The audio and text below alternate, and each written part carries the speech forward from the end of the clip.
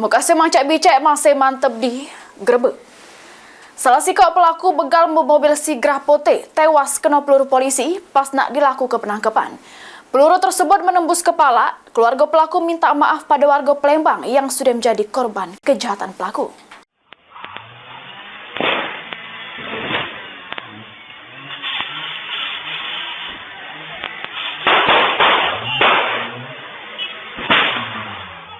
Salah sikap pelaku begal atas nama Edwin yang tewas kena peluru polisi pas nak ditangkap, dibawa ke Rumah Sakit Bayangkara Muhammad Hasan Palembang untuk dilakukan pemeriksaan oleh dokter forensik.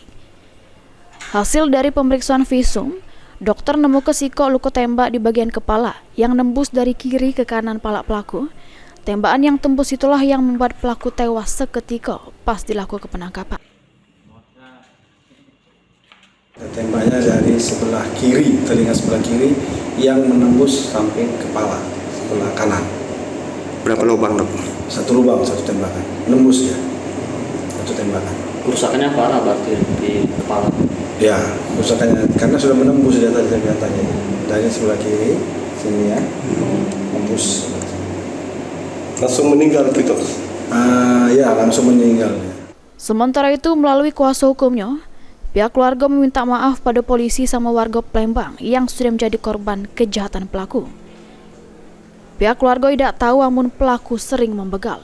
Tidak cuma itu, akibat aksi yang dilakukan pelaku, warga Palembang jadi resah namun bertemu dengan mobil Sigrah Putih.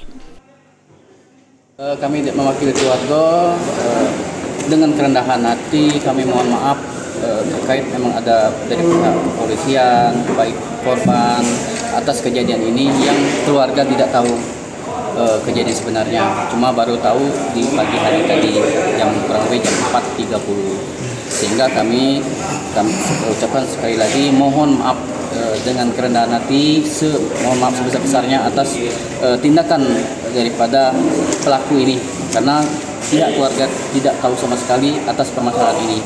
Sesudah visum, jenazah pelaku langsung dibawa oleh pihak keluarga ke rumah duka untuk dimakam ke di Pembulutan Oganilir.